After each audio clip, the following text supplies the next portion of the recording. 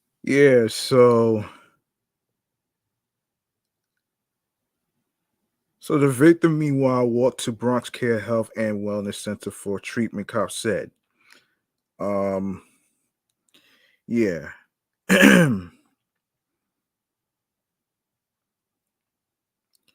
um okay, so the NYPD has asked anyone with information about the incident to call the department's Crime Stoppers hotline at 1-800-577-TIPS, which is 8477, or for Spanish, 1-888-57-PISTA 74782. The public can also submit their tips by logging on to the Crime Stoppers website at crimestoppers.nypdonline.org or on X, aka Twitter, NYPD tips. All calls are confidential. Now we got more to talk about on this. We got more to talk about in this transit stuff right here. So wait a second, where were we? Um where were we? Hang on a second here. Hang on one measly second here. Um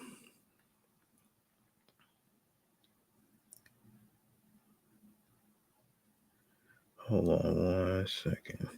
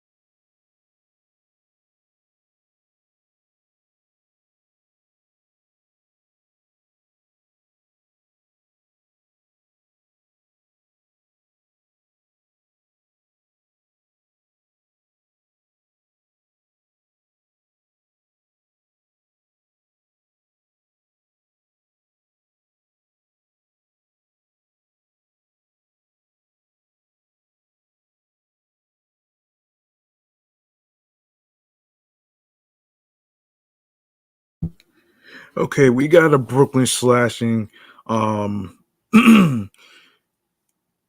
that took place by what is it what is it yeah, two strap hangers slashed on an NYC subway system by the same attacker 15 minutes apart.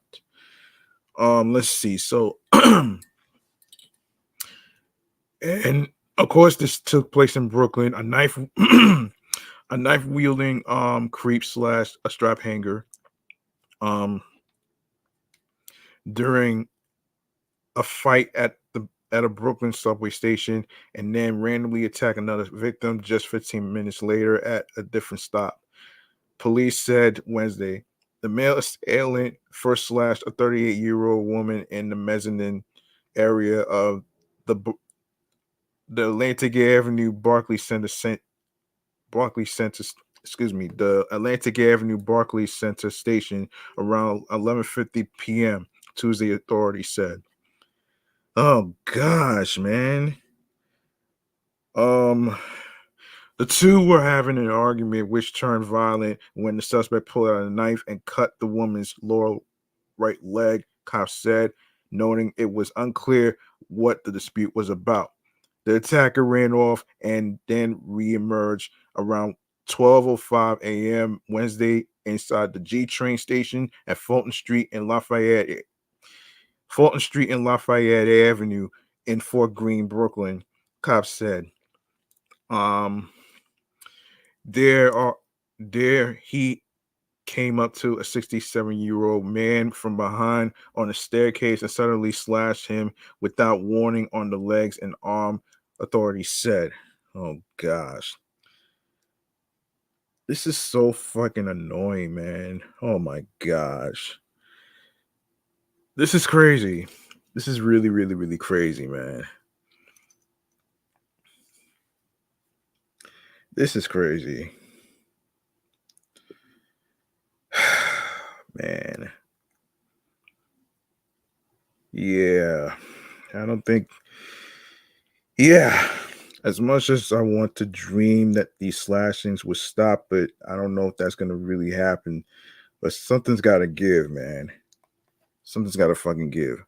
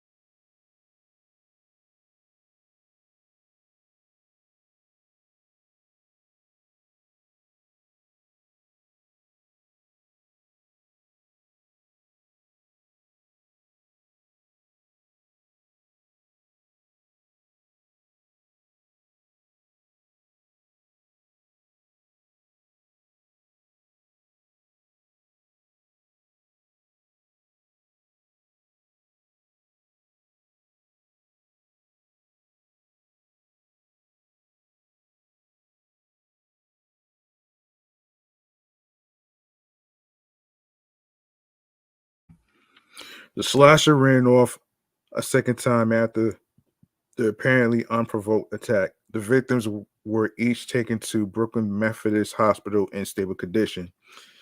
Um, The NYPD confirmed that the same person is sought in connection to both incidents. No description had been released of the suspect, who was still on the loose Wednesday. All right, so we have. Let me see.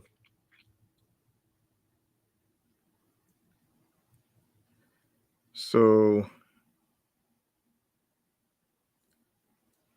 um, let me see. Let me see. So we got another one, right here. So, and this is pertaining to e-bikes. Should e-bikes be licensed? That's a good question. Um, electric bikes in New York City would have been the electric bikes in New York City would have to be licensed and registered under a bill sitting in the city council, but the legislation is shedding some support as backlash builds among the city's cycling community. Um, intro, intro 758, sponsored by Queens Council member Robert Holden, should require all legal e-bikes and e-scooters to be licensed and registered with the city's Department of Transportation, and would require they bear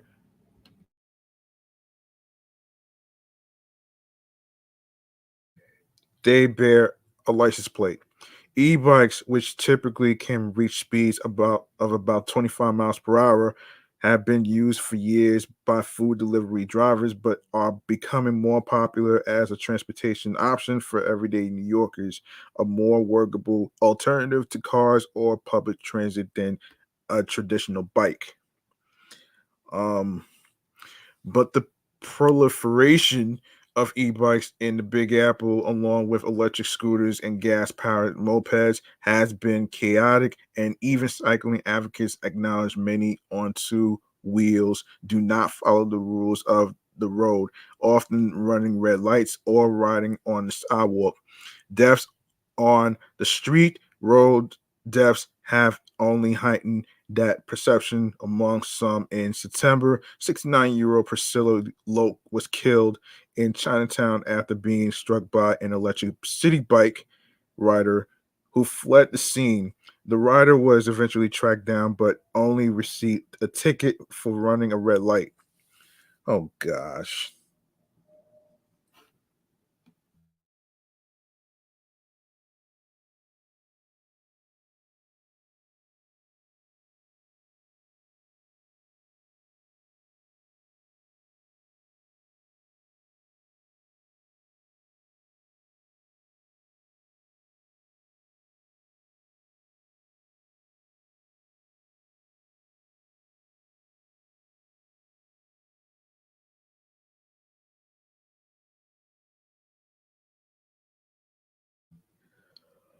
Of the record, 27 cyclists killed in collisions on New York City streets so far this year. 19 of them were riding e-bikes. Department of Transportation Commissioner um, Edonis Rodriguez said in a recent AM New York Metro, oh, excuse me, AM New York Metro opted um, in most cases, the cyclist was struck by another vehicle like a car or a truck, but in 6 cases, an e biker died in a collision that did not involve another vehicle, a 500% increase over last year. Holden says the bill was the bill would restore safety and accountability on streets that he believes have become significantly more chaotic, and the bill drew a bipartisan supermajority of the 51 member council as co-sponsors. Um, just imagine how our roads would be if nobody was required to have their motor vehicle registered. Holden told AM New York Metro in an interview. My bill attempts to bring some um, civility back to the streets of New York. But the wall has started to crack, and as backlash builds among the cycling community, and two council members have now withdrawn as co-sponsors in recent weeks, with the potential for more. One of the lawmakers, Sandy Nurse of Brooklyn, declined to comment for this story, while the other reader, Joseph of Brooklyn, did not return multiple inquiries seeking comment. With 32 co sponsors remaining, the bill still has a healthy majority backing it in the council, but it no longer has a supermajority that both ensures a hearing will take place and can override a mayoral veto. Critics of the bill hope they can convince even more lawmakers to rescind their support. Gateway to racial profiling. Oh gosh. Joseph's and nurses' defections came after a coalition of cycling advocacy groups sent a letter to the council urging a rejection of the bill. The groups, including Transportation Alternatives, Streets PAC, Lost Deliveristas, um, Unidos, and others characterized Intro 758 as ineffective, dangerous, expensive, short sighted, and bureaucratically complicated. The bill would discourage e bike ridership in the city and push people towards cars or even gas powered mopeds, the advocates argue, while forcing the thinly stretched DOT to establish a massive new bureaucracy handling licensing and registration for bikes. Further, they worry police enforcement would be racially targeted, as is seen in the NYPD's enforcement patterns for stopping cars, and that police may use stops simply as a pretext for searching someone. Um, what you are gonna see is what you saw when you had criminalization of biking on the sidewalks on regular bikes. You saw 8 tickets in Park Slope, 5,000 tickets in Best Eye, said Shabazz Stewart, founder of the e-bike parking startup um O1, and a critic in a critic of Intro 758. And so it's going to devolve into a predatory environment where we're seeing black and brown people on bikes systemically harassed, having their bikes confiscated, and we're seeing folks who are guilty of the same offense is this unenforced upon. That's what happens everywhere. This has been tried. Before e-bikes were legalized in 2020, the mostly immigrant food delivery labor force worked at the ever-present risk of expensive tickets or having their e-bikes confiscated by police. Even as City Bike introduced pedal assist bikes and the demand for food delivery grew. Perth Amboy, New Jersey scrapped its bicycle licensing requirements in 2021 after a viral video raised questions of racialized enforcement. Oh gosh.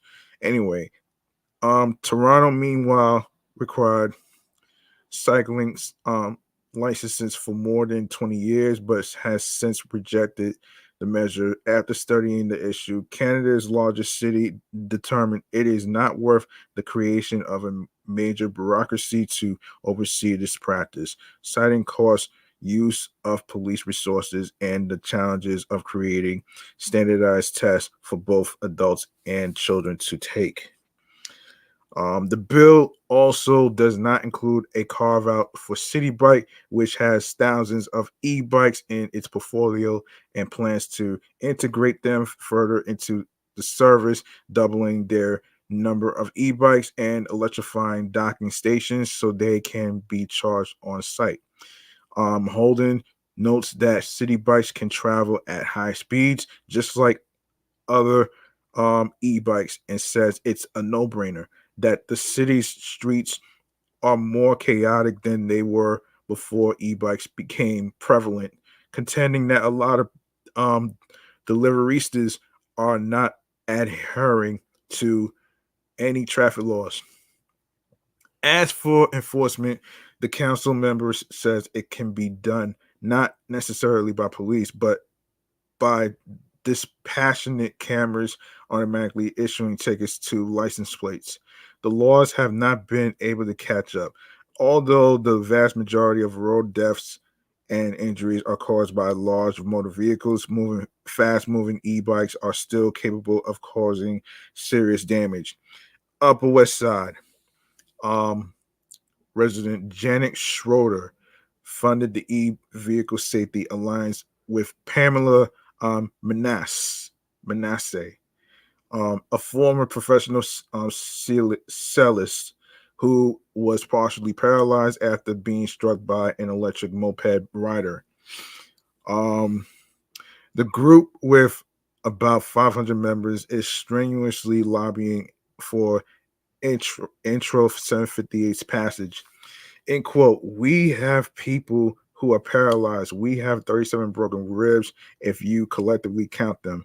We have a woman who has 5 titanium plates in her head. We have someone that almost lost an eye. Every single one of these people has PTSD, says Schroeder. Mopeds and e-vehicles have become so prevalent in the last few years that the laws have not been able to catch up. The bill is just a part of what's become something of a culture war in New York's geeky transportation planning world.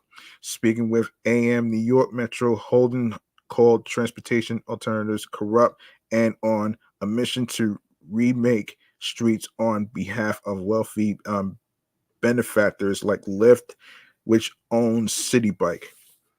Um,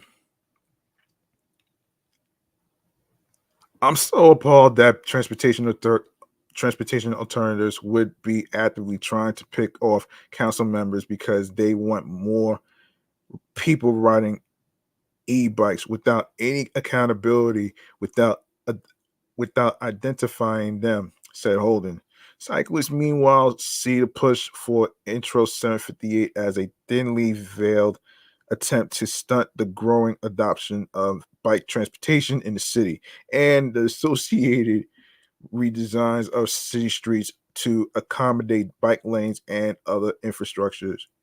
Um, what they are really saying is, I want less people to be able to use e-bikes. I want to make sure there's a barrier to entry, says Stewart. I want to take the most progressive greenhouse gas decarbonizing vehicle that we have, and I want less people to use that.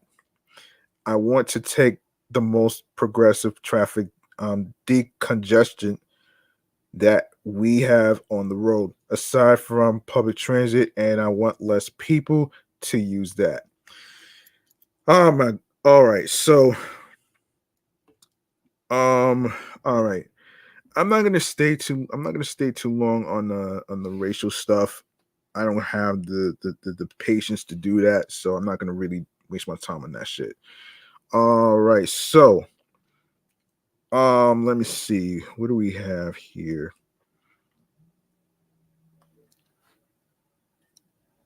Hold on.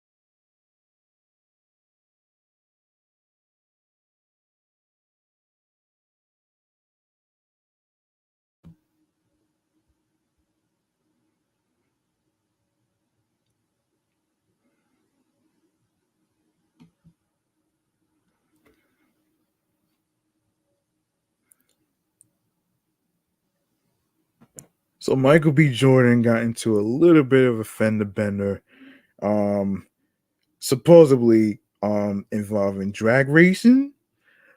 I'll get into that in the segment right here of chatting or the jazz.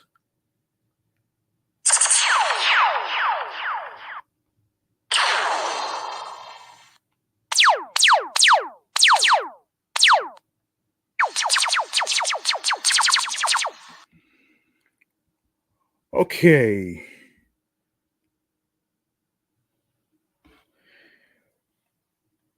So Michael B. Jordan got into a little bit of a fender bender, and this goes from the folks from ET Online, which is ET Online. And here's what's happening. Hold on a second. Wait for this plane.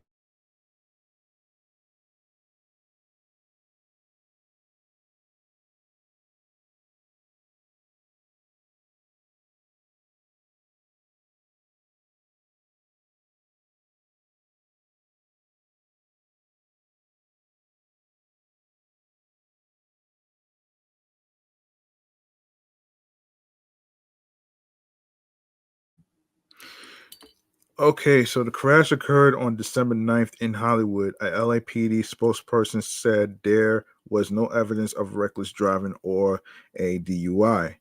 The other Ferrari driver who pulled up next to Michael B. Jordan's blue Ferrari before it crashed on December 9th in Hollywood is speaking out about the events that led up to the incident involving the Creed 3 star. Hmm.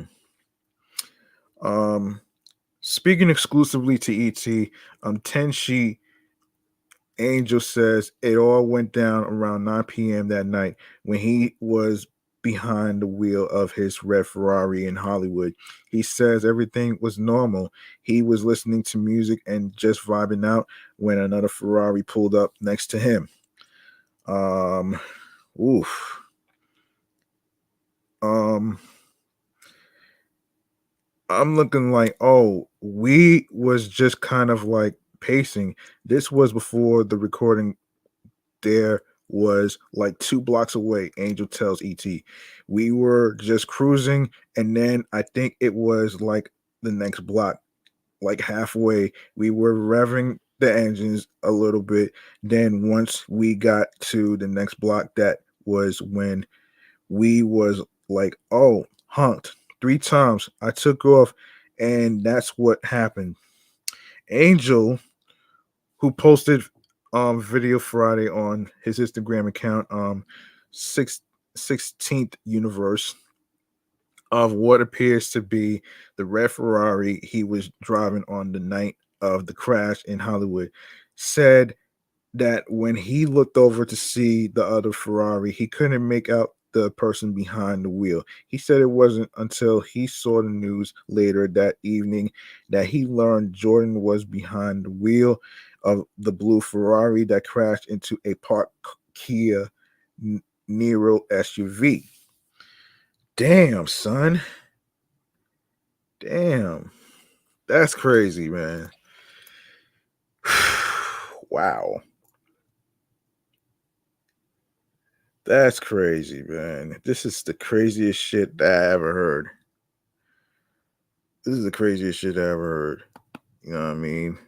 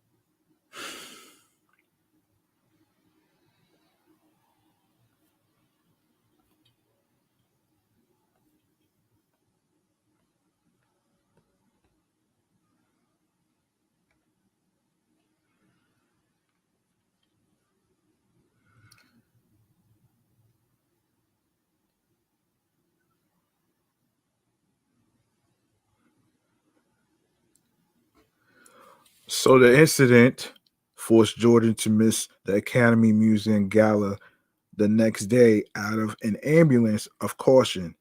We weren't exactly side by side, so he was a little bit behind me. Maybe I want to say like a foot. Angel says when you are in those types of cars, sometimes it's hard to see. Um,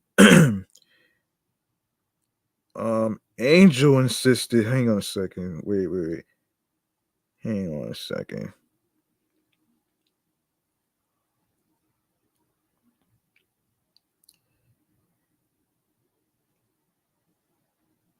Hang on one second. Hang on. Wait.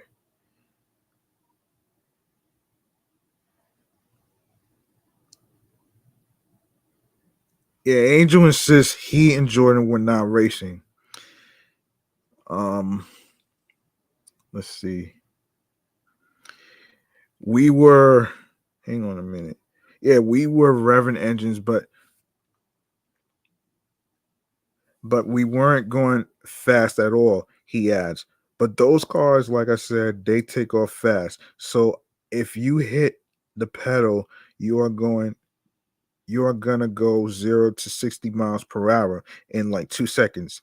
So we were revving our engines, and then once we honked the horns, I started picking up speed, probably going about 45 to 50 miles per hour.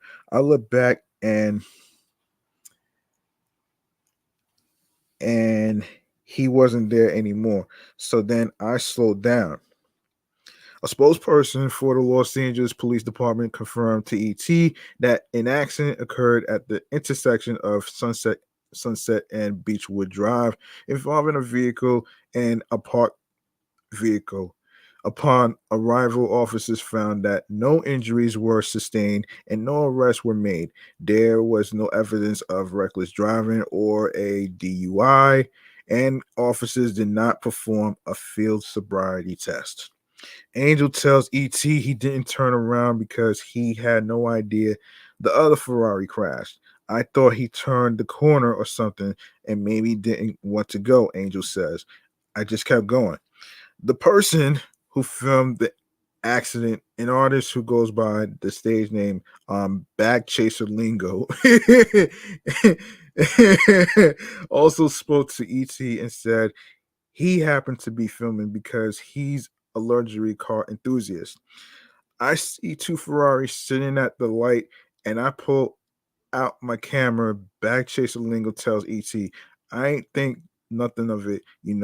They pull off, and they actually look like they were racing because they were side by side. And then it was like he accelerated, and the red one, that's when he spun out. I don't know if it was from the paint in the road. I really don't know the logistics of why he crashed or how. Angel, however, thinks the blue Ferrari could have lost traction or maybe it was set in the wrong mode. Ferraris have three driving modes. Sport, which is the default setting that gives the luxury car balance and stability. Race, optimized for the track, and comfort for a smooth driving experience.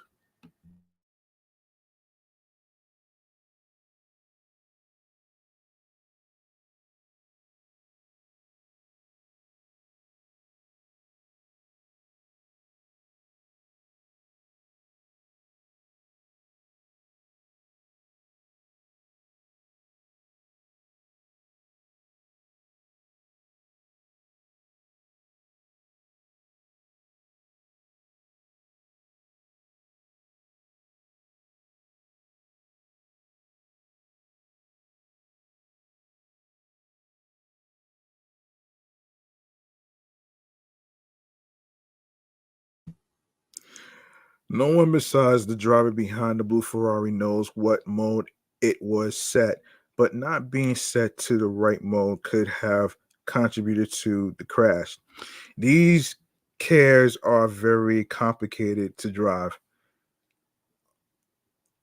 These cars, you mean? Yeah. These are high-end cars and they have the price tags on them for a reason. He says of the two Ferraris that run upward of $600,000 each. Ooh. $600,000 for those Ferraris. God damn. That's that's interesting.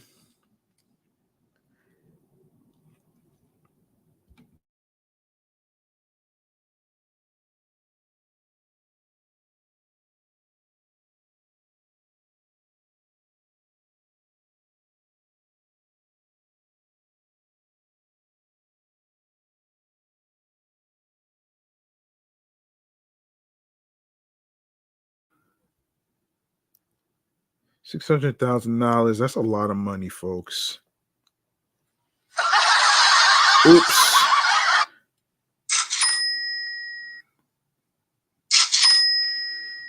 Yeah, wrong button. Sorry about that. Um,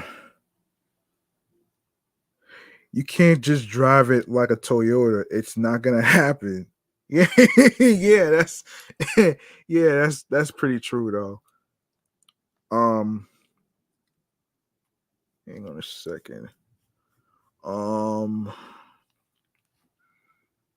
hold on.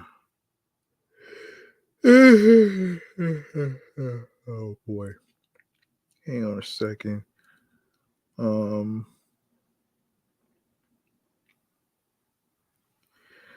all right. Angel adds, I would have stopped to help him. I didn't know he crashed at all. Man, he needs some driving lessons. I've been driving for a long time, driving different cars. So if he needs driving lessons, man, he can hit me up. Lingo said he wanted to stop and help the driver in the blue Ferrari, but he couldn't because he had a group following him, and they were a on a way to the studio session. I couldn't be late, he says, and I'm like, man, I hope he's okay. And the crash, it wasn't that bad of an impact that might be hurt, that he might be hurt. So we pull up to the side of the red Ferrari, and I'm like, man, your boy just crashed. He was like, I don't know him. So we see the next day, and I'm like, wow, that was Michael B. Jordan. But I'm glad he was okay. Nobody got hurt or anything. EC reached out to Jordan and his reps for any comment on the incident, but so far no word back. Glad that him and Angel are okay, man. You know what I mean? Um, let's see. Let's see. Um, let's see. All right. So I've been hearing about this guy who goes by the name D1 from what Curtis King was talking about on his YouTube channel page. So this is from hip hop um this is from hip hop un dot com.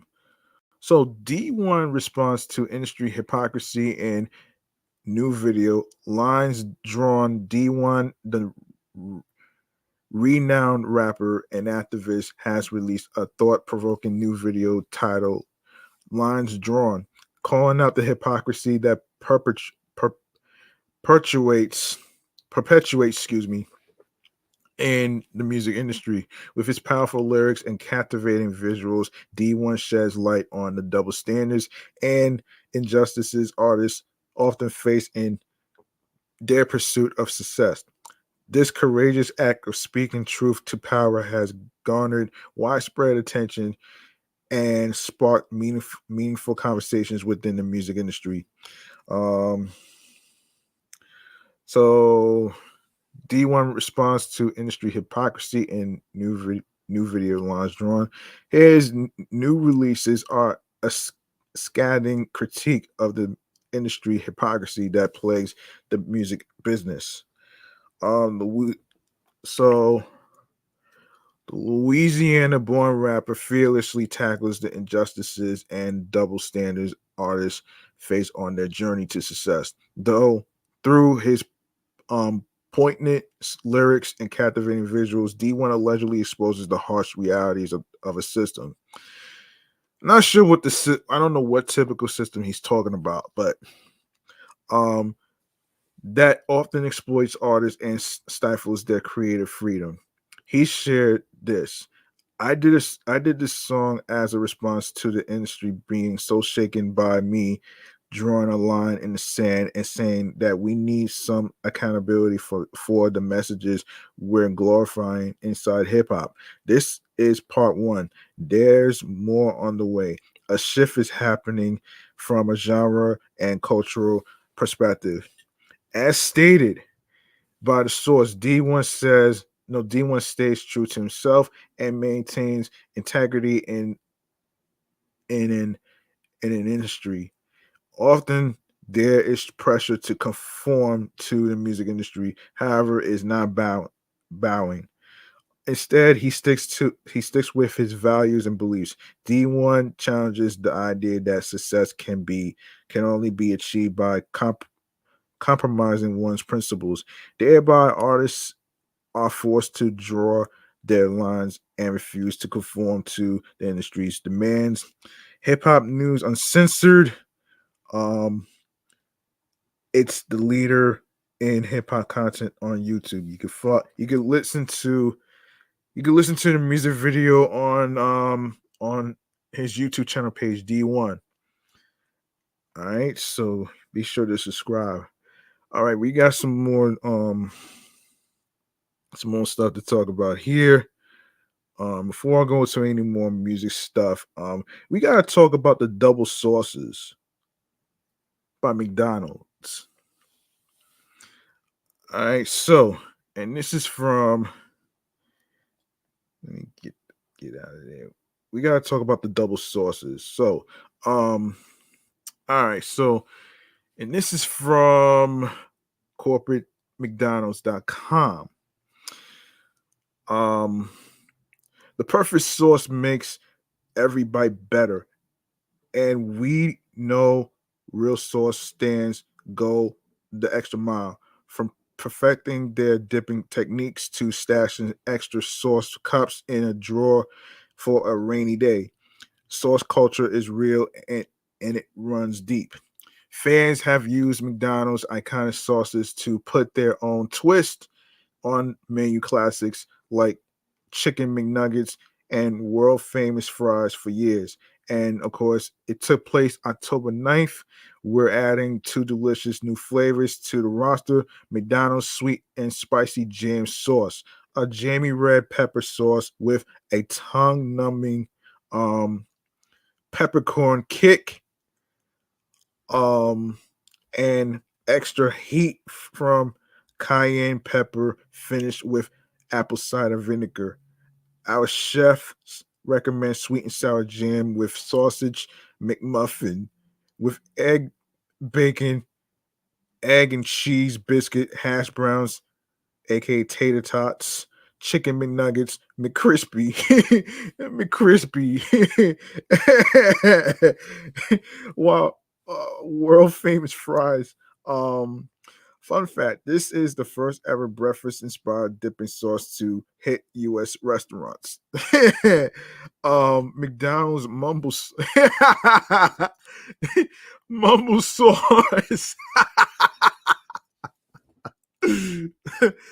Oh shit! I actually named an episode Mumble Sauce, but it was pertaining to Mumble Sauce rappers, not McDonald's, folks.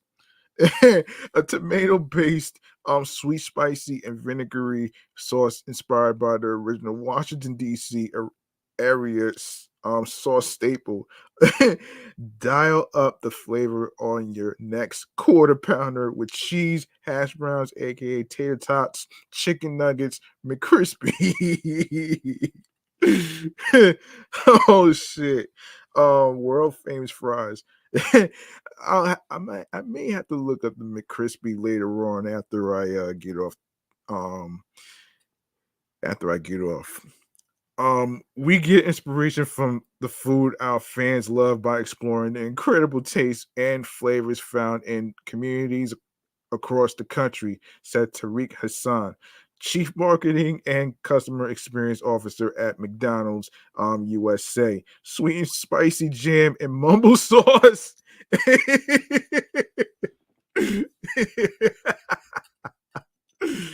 Oh man. Oh man. Oh shit. Yeah, mumble sauce. Oh man, mumble sauce. Lit live live at the live at this intersection of flavor and culture, pulling from decades of rich food history and tradition in local restaurants and home kitchens. Yeah, home kitchens. Yeah, home kitchens. And bringing the delicious spice, sweetness, and kick of heat we know today's customers are craving. To celebrate their arrival, we're passing the mic to some of our biggest sauce fans, food content creators, to get their authentic reactions from the very first drizzle, dip, and bite. McDonald's is teaming. McDonald's is teaming up. Hold on.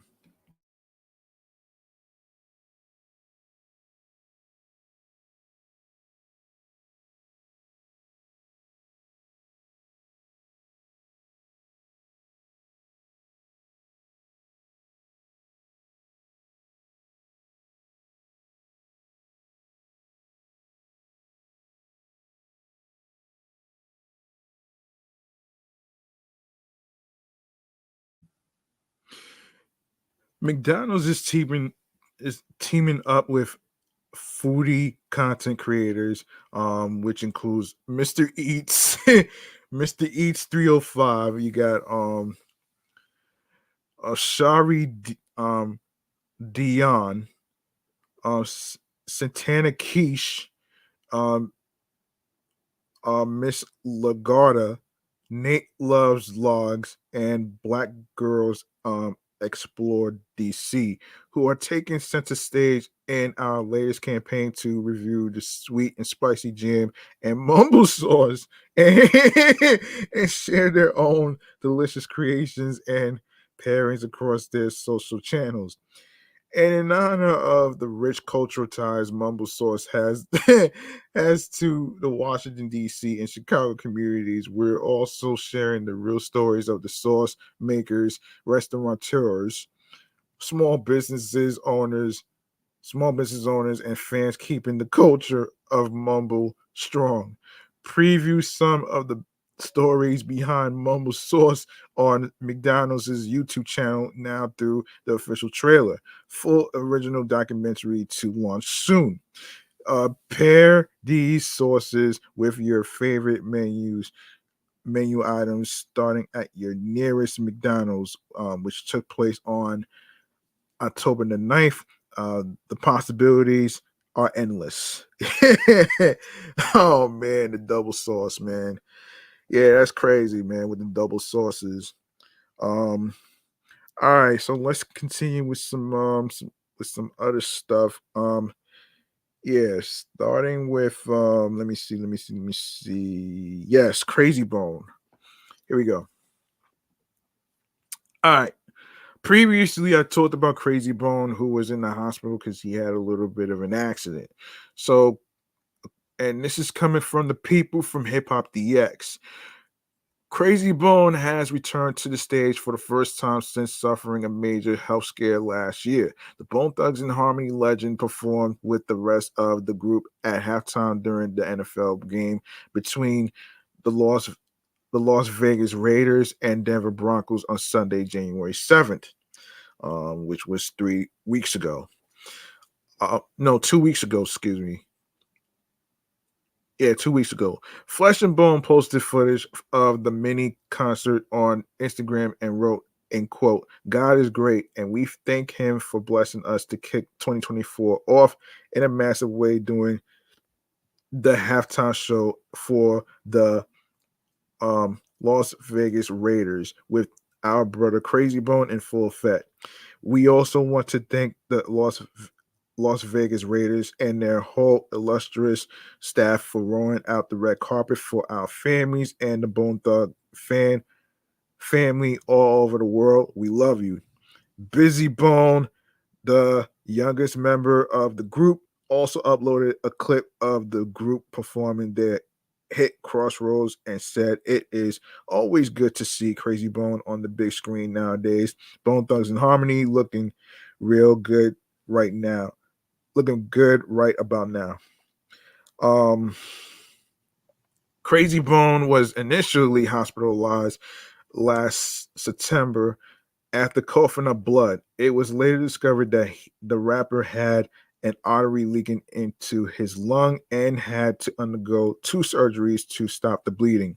He also has the long-term health conditions sar sar sar hold on sarcoidosis sarcoidosis, which causes the immune system to overreact and form inflamed clusters of tissue in the body's organs.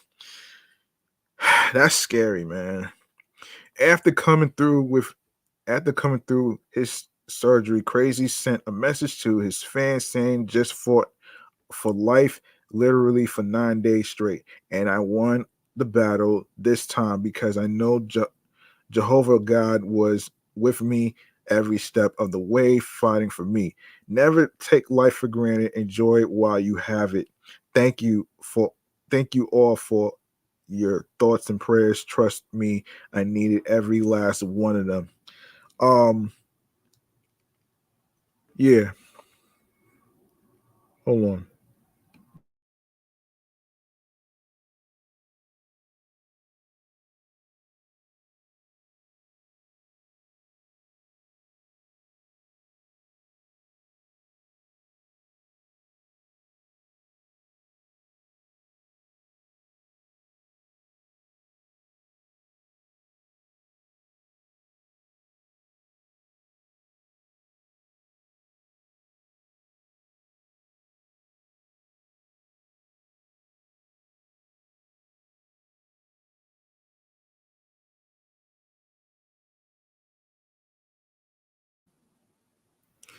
Bone Thugs and Harmony had originally pulled out of the performance due to Crazy Bone continuing to recover from his illness. Just 6 days ago, the group wrote on Instagram, due to medical restrictions of our brother Crazy, this has this has put a pause on our plan to kick in 2024 until he is fully medically cleared to tour internationally. Um, Without any member of the current touring lineup, Crazy, Lazy, Wish, and Flesh, it would not be fair to cheat any of you from a full experience, giving you the best possible live music moment you so deserve after 30 years of diehard loyal support. We do look forward to seeing you all in a city nearby soon to celebrate 30 years of Bone Thugs and Harmony professional debut. So yeah, glad he's better, and you can also check out his podcast, which is on Spotify and of course YouTube and wherever you get your podcasts. Um, all right, um, all right, all right. So let's go to Drake. All right, so Drake has been projected to spend another week atop the Billboard 200, but he's in a tight race for the number one spot, according to Double Hits Daily Double. For all the dogs may be in the lead thanks to a boost from the new material on Drizzy's Scary Hours 3 EP, which has been appended to the record. For all the dogs, Scary Hours edition is estimated to move between 110,000 and 130,000 units this week, which might be good for the top position. Competing with Drake is pop heavyweight Taylor Swift's 1989 Taylor's edition, a re-recording of her 2014 album, which is projected to move 110,000 to 120,000 units. Um, while Dolly Parton's Rockstar is estimated at about 95,000 units. Um, the Sixth God returned with his Scary Hours EP on Friday, which took place November 17th, which treated fans to six new songs, including another feature from J. Cole that have been tacked onto his recent album For All the Dogs. Um, on Red Button, the opening track of the new batch, the Toronto native gave Swift her props as he raps, Taylor Swift, the only nigga that I ever rated, only one could make me drop the album just a little later. Rest of y'all, I treat you like you never made it. The last time Drizzy made headlines mentioning Swift, it was for a very different reason. He appeared to throw shade at Taylor last year while celebrating the chart success of his and 21 Savage's joint album, Her Loss. In November 2022, the duo's LP placed an impressive 8 songs in the Billboard Hot 100's top 10, occupying every spot from number 2 to number 9 on the singles chart. The meme friendly Rich Flex was at number 2, followed by early fan favorites like Major Distribution on BS and Spin About You. Um, Only Taylor Swift's anti-hero from her record-breaking Midnight's album best the duo after retaining the number one spot for a third consecutive week. Drake, it seemed, wasn't too keen on giving the pop juggernaut her due credit. Soon after the Hot 100 was unveiled that week, the OVO boss celebrated his and 21st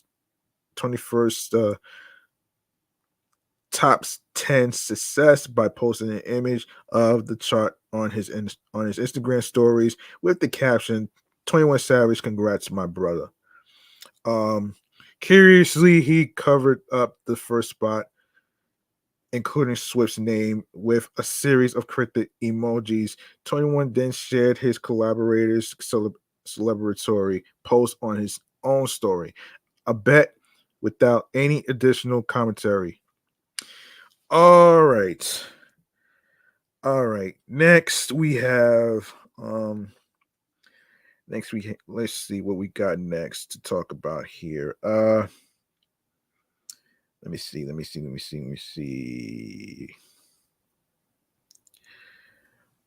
All right. Let's so there's been a little update about Andre 3000, right? So I did talk about it maybe once or twice.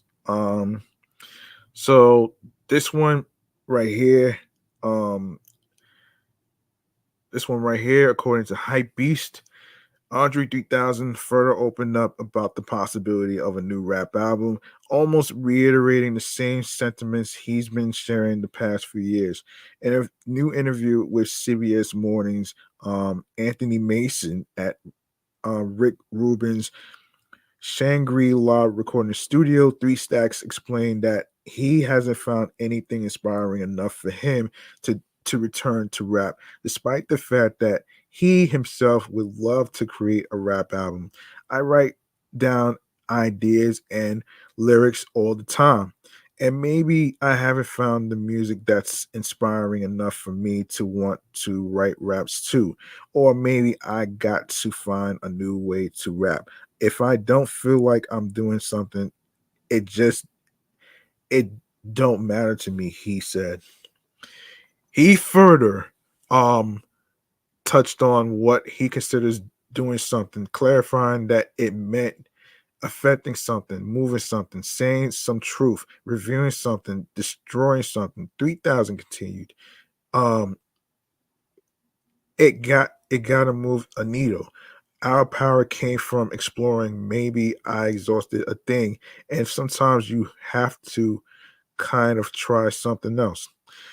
Elsewhere in the interview, he admitted that he doesn't take too kindly to how people were upset about New Blue Sun, um, his first album in 17 years, not being a rap album. The artist understands, however, and even sympathizes. If I were waiting for a thing for 17 years, a certain thing that I'm looking for, and something else shows up, I would probably be upset too. Of course, you can watch the interview. Wait, I don't know. Well, yeah, I don't know, man. But you could probably find it on any of the YouTube pages. I don't know.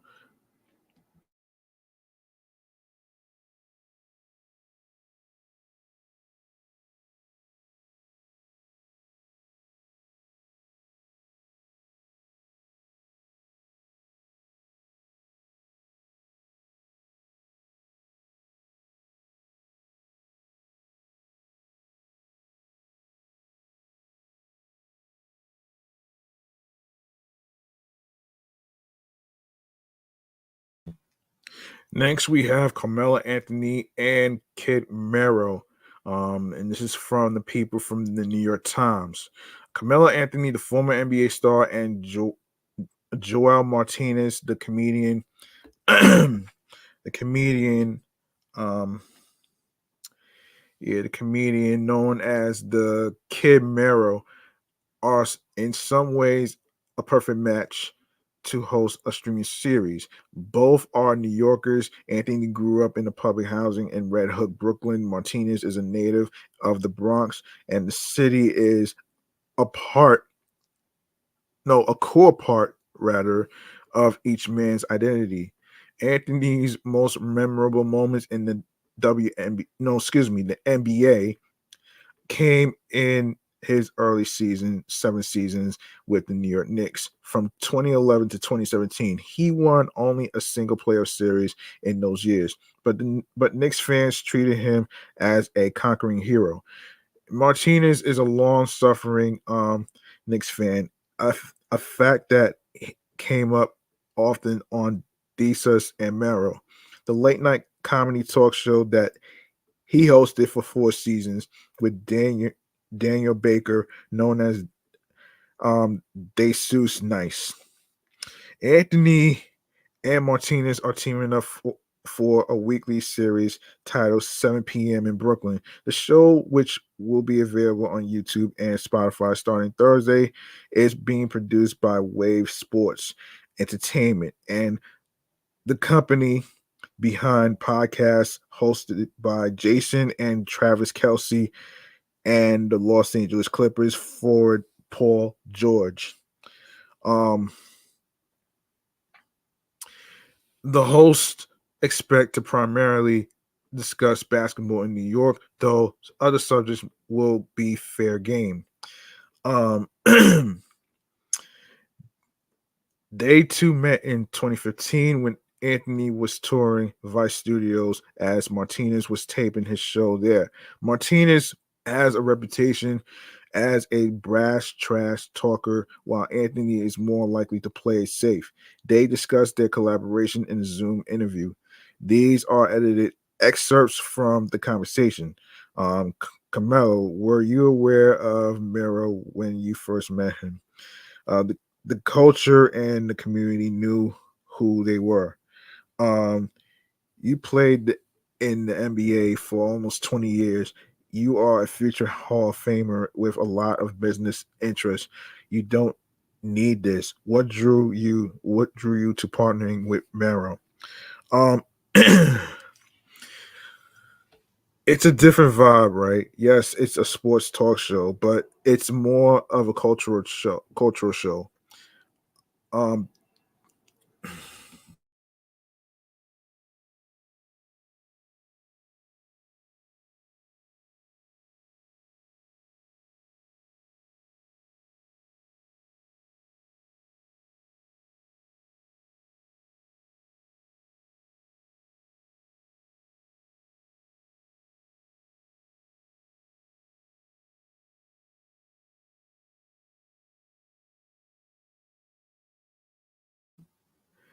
This is more of us kind of giving people their due diligence, their flowers, paying respect, paying homage. What bothers you about sports talk shows? It's not things that bother me. It's just things that I may see. Oh, this, oh, that could be better, or they could add or they can add this, or they can add that. So it's more thinking creatively. I had this conversation with Mello early on. It was just the same way you watch game film. That's how I watch TV. You know what I mean? You know what I mean? That's how I watch all types of media content. Like Mello was saying. What um what can we do better? What's something that's missing? Um M- Miro, be honest, have you ever booed Camelo? Bro, I never booed Melo, not once. Think about it, bro. Like, think about the Knicks. I'm a 40-year-old man. I've been watching the Knicks my entire existence.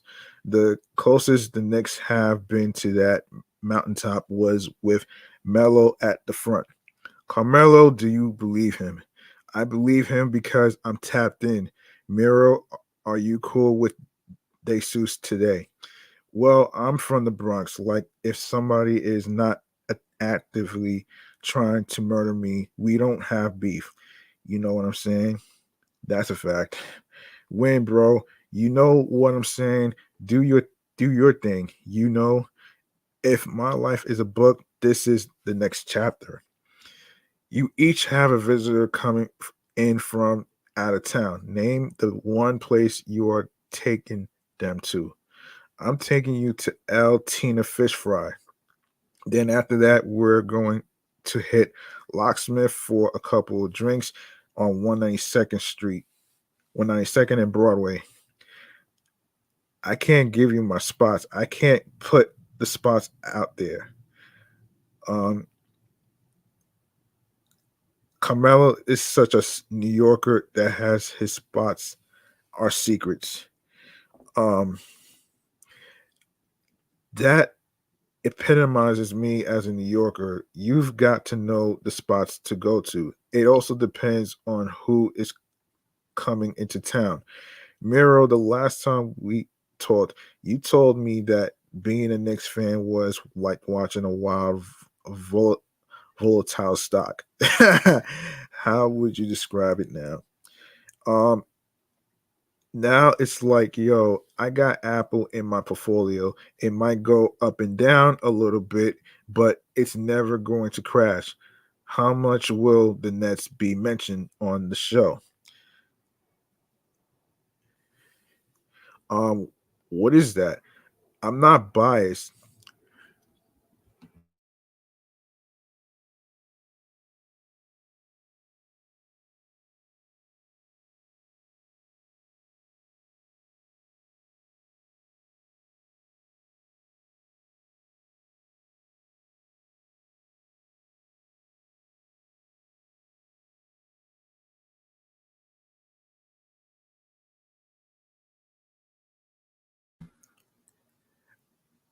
I give perspective too. They are in Brooklyn. We are 7 p.m. in Brooklyn. The show is based in Red Hook, Brooklyn. So, yes, of course, there would be times where the Nets are brought up.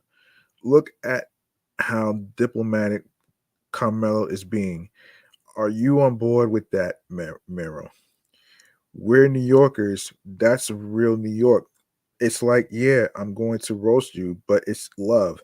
You know what I'm saying? And I want you to come through and like talk about what we roasted you about.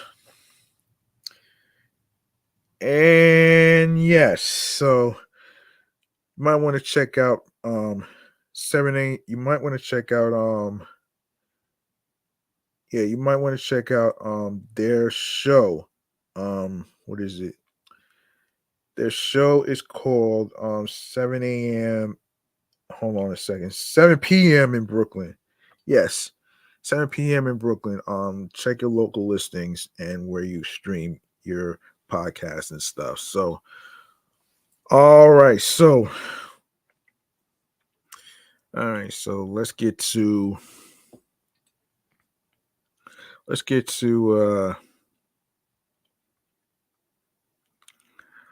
all right, so let's get to Drake's 2024 along with J. Cole. All right, so and this is according to Variety. Just weeks after concluding his blockbuster, It's All a Blur Arena tour, Drake has announced dates for his 2024 US It's All a Blur tour, big as the what tour with J. Cole, presented by Cash App and Visa.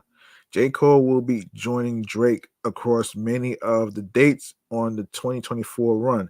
Produced by Live Nation, Drake and J. Cole will kick off the arena run with back-to-back shows in Denver at Ball Arena, which took place on Thursday, January 18th. Um, and of course um, Friday, which last week, January 19th. Before making additional stops in Oklahoma City, New Orleans, Nashville, St. Louis, Columbus, Memphis, and more. Wrapping up on Wednesday, March 27th in Birmingham at BJCC's own Legacy Arena. It's All a Blur tour, big as the what, follows Drake's highly successful return to the stage with his 2023 It's All a Blur tour, which saw Drake play 50 sold out arena shows across North America throughout the summer and fall. Drake recently released his eighth studio album, For All the Dogs, via OVO Sound and Republic Records. Um, of course, obviously, um, let's see. Of course, tickets will be available with a Cash App card pre-sale beginning on Wednesday, which already started November 15th, followed by the general on sale beginning Friday, November 7th, which already started already. Um, Resale tickets. Resale tickets. Let me see. Hold on a second. Resale tickets are also Resale are also available on StubHub. Don't know what that is. Vivid Seats, SeatGeek, and Ticketmaster. So so here are the dates. So the dates includes It's All a Blur tour, uh, big as the what 2024 tour dates. So it started January 18th, Denver, Colorado, and the 19th, Denver, Colorado, Ball Arena Plus. Um, Monday, January 22nd, San Antonio, Texas, Frostbank Center. Thursday, which is tomorrow, Oklahoma City. Um, um, and Paycom Center. Um, Monday, January 29th, New Orleans, Smoothie King Center. And the 30th, the same place as well, Smoothie King Center. Um, And of course, Friday, February 2nd, Tampa Bay, Florida, Amalie Arena. Wednesday, February 7th, Nashville, Tennessee. Along with the 8th of February, Nashville, Tennessee, Bridgestone Arena. Um, Monday, February 12th, St. Louis, Missouri, Enterprise Center. Friday, February 16th, Pittsburgh, Pennsylvania. Um, um, Double PG Paints Arena. Tuesday, February 20th, Columbus, Ohio, and along with the 21st of February, which is Wednesday, um, um, Schottenstein Center. Saturday, February 24th, Cleveland, Ohio, Rocket Mortgage Field House. Tuesday, February 27th, Buffalo, New York, Key Bank Center. Saturday, March 2nd, Kansas City, Missouri, T-Mobile Center. Tuesday, March 5th, Memphis, Tennessee, FedEx Forum. Sunday, March 10th, Lexington, Kentucky, Rupp Arena. Thursday, March 14th, Belmont Park, New York, UBS Arena. Monday, March 18th, State College, Pennsylvania, Bryce Jordan Center. Saturday, March 23rd, Sunrise, Florida, Amarant Bank Arena, and of course, Wednesday, March 27th, Birmingham, Alabama, the Legacy Arena at BJCC. Of course, so yeah, there you have it right there, man. You can go get your tickets right now for all these dates that I just mentioned, and I hope y'all enjoy. So, let me see. Let me see what else. What else we got here? All right. Um, okay. I haven't done this in a while, actually. So, um, why don't we go to? Why don't we go to? Um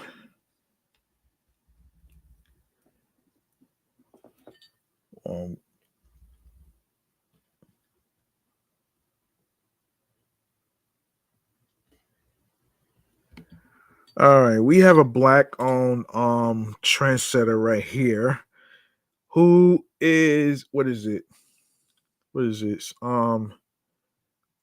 So this is a black-owned business that sells fragrances. So this is this is what you call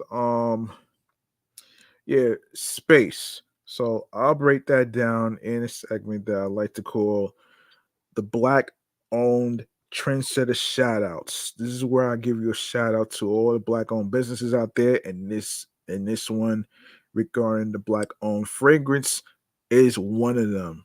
So without further ado, let's get to it, man. Um let's get to it.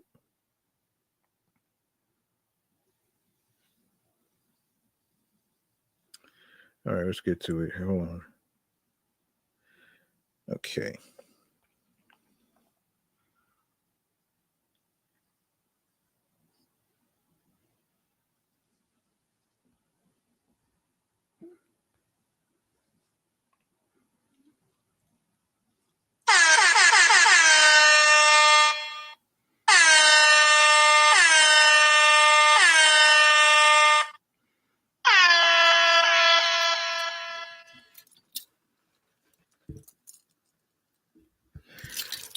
Okay, shout outs to the people from the Flicks and Friends podcast. I appreciate y'all. You can check them out on any streaming platform, including Spotify, Apple, wherever you get your podcasts. All right, you can follow them on Instagram and wherever social media platforms you see them. All right, so let's get to this, man. Um, so and this is from the Source website. In a world where self care meets luxury, space emerges as a black owned um opulent home fragrance brand funded by LGBTQ power couple Ron Richardson and Daniel Scott. With Ron's creative expertise as the former head of creative for Shea Moisture and Daniel's background in med tech sales, Space aims to transform homes into sanctuaries of rejuvenation, centered on the belief that home care is a profound expression of self care. Space blends luxury, wealth, wellness, and design. The brand encourages individuals to make space for relaxation and restoration, making home a sanctuary. Interesting. Interesting. So, as trailblazing disruptors in the industry, Ron and Daniel drew inspiration from their shared love for travel and interior design. ignited during a candle making date night. Space's three signature scents, Bloom, Saint, and Due West, transport users to Tel Aviv, um, Tulum, and South Carolina, evoking sensorial experiences and cherished memories.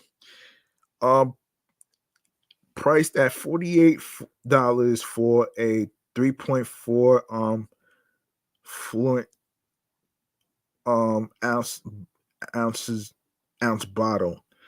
Space's room sprays are crafted with um, ethically sourced, vegan, cruelty free, um,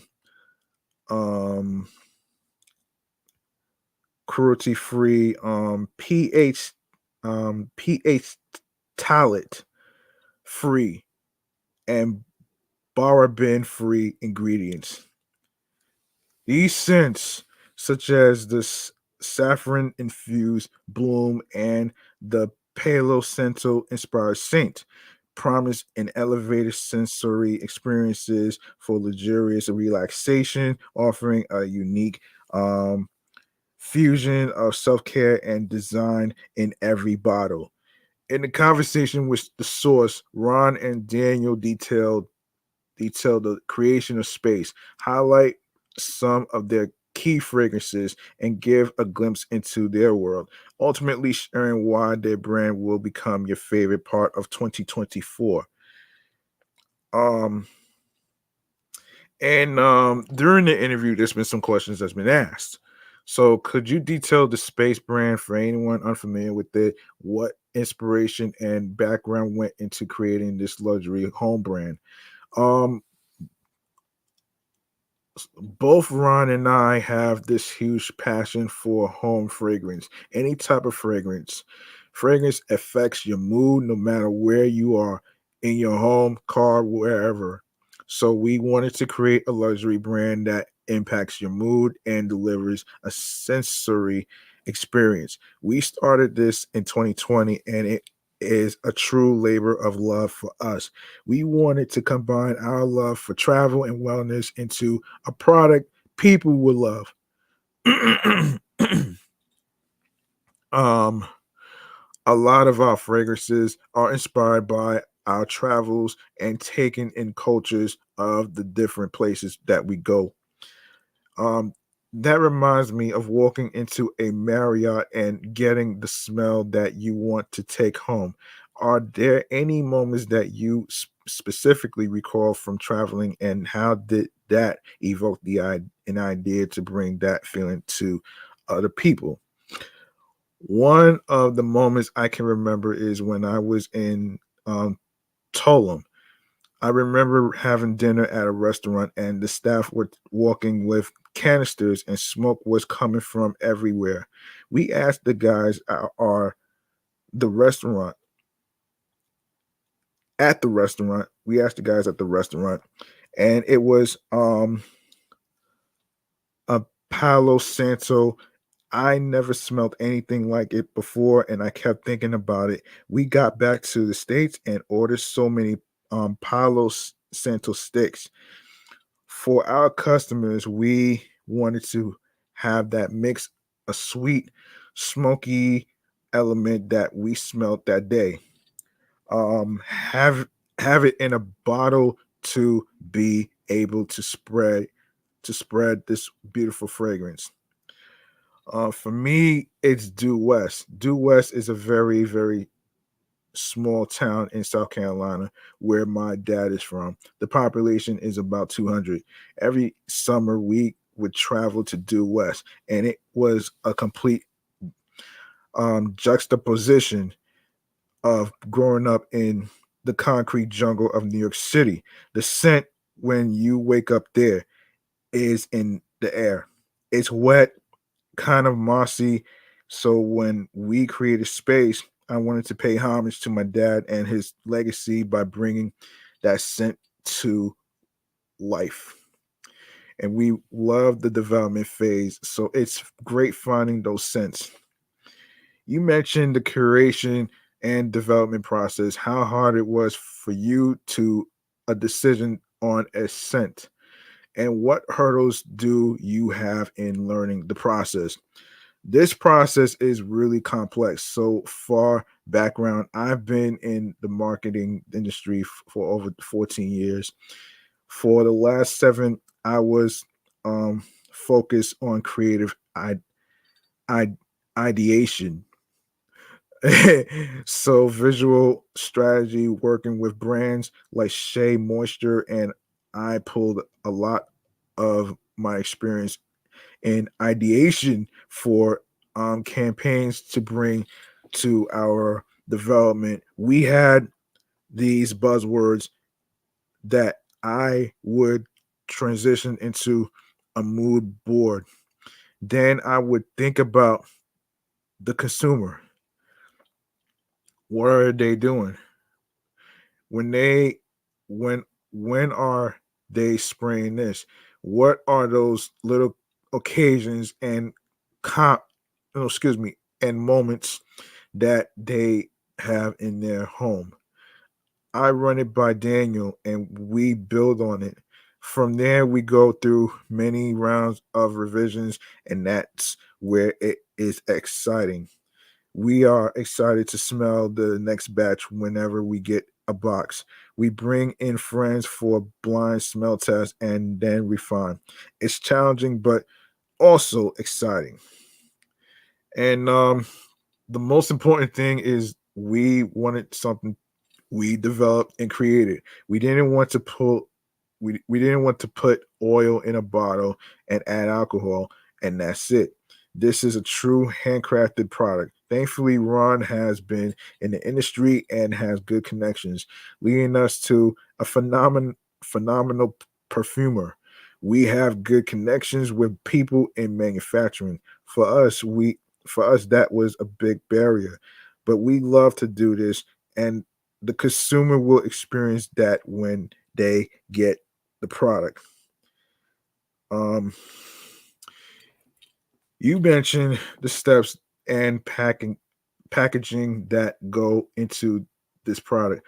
How do you maintain the balance of offering a premium product and sticking within a price range for your target audience? That's interesting because we want to ensure we have an accessible luxury product. Most products use essential oils, but everything in ours is raw materials. So it's really expensive in terms of how we create it, but that was something we wanted to stand on. The fact that we have a product that is clean, safe, and unique. The perfumer we work with has their gardens. So if we ask for a rose, they pull it from the garden to keep the components natural. We are not going to sacrifice the integrity of the brand for numbers and margins. Daniel has that on lock. We have maintained luxury by all means necessary, and we would rather have a lower profit margin for ourselves than give a product to where we skimped on the packaging or the product. What do you all envision for the future of space? Is there anything on the horizon you can tell us about, or an area you wish to expand to? We are very excited about the future and hope to expand from a product standpoint. We want to aim for scented candles and and diffusers. Ron just created a broadcast channel for us on Instagram. We are looking to bring in our consumers and gain their opinions. We also have two additional fragrances that have a special meaning to us and are waiting to launch. The year 2024 are we are excited about.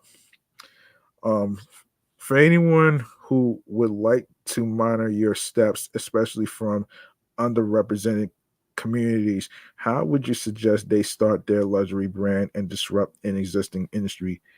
Having a vision is important. We didn't have fragrance backgrounds. We set the vision, and if you don't have one, it will be tough to operate in a market like fragrance that may be oversaturated.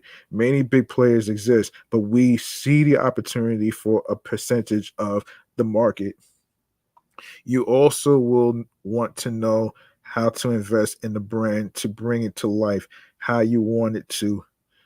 Most importantly, it is important to know how not to waver on the creative integrity of your brand. We are a direct to consumer business, but retail is one of our goals. So when we made the packaging, we wanted to ensure we were retail ready. Um, you two are bridging the worlds of work and a relationship. How hard do you find it to turn off the business mind and focus on your love? It's hard, to be honest. Um, Especially for a growing brand. We have been developing this since 2020, and it's definitely a struggle initially to slow down. But just as our brand says, we want people to make space. That's the inspiration for the name. We want people to focus on wellness. It can't just be about work all the time. So we try to live up to what our company embodies. We prioritize date night and travel and find that inspiration to have us grow as people. We work nonstop, especially when working remotely or from home. It feels like there is no off switch. So it can be hard, but we create specific days and times to turn it off. Creating boundaries as an entrepreneur is so important. Yes, congratulations to Ron and Daniel on their business venture in the fragrance business space. Now, not sure if there's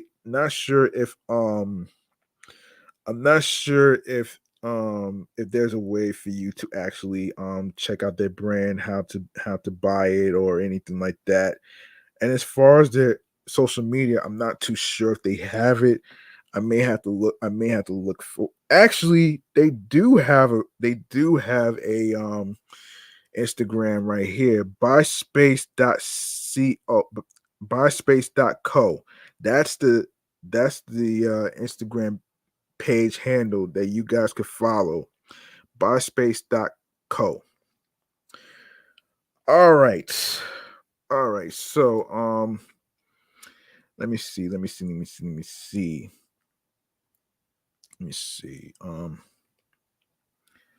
Here we got everything. We got everything. All right.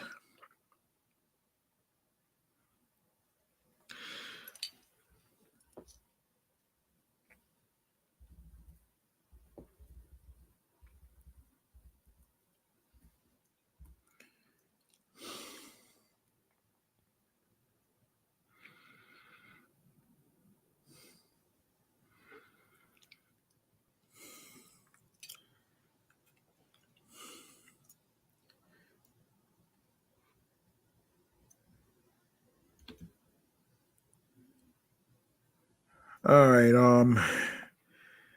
Yeah. Um we have we got a segment in terms of munchies and drinks pertaining to Buddy Velasco, the cake boss. Um yes, so let's get into it right here. Um Munchies and drinks.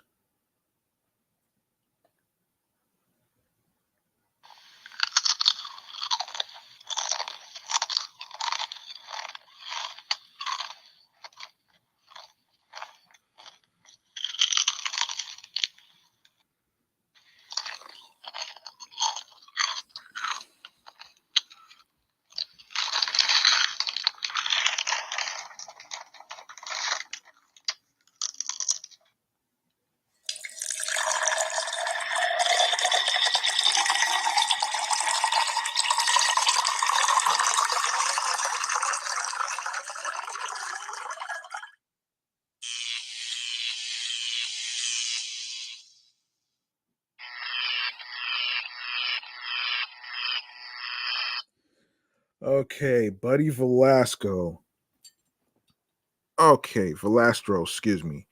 Yes, so a well-known restaurant and bar in Glendale made its television debut with a visit from beloved celebrity baker Buddy Velastro. Hold on.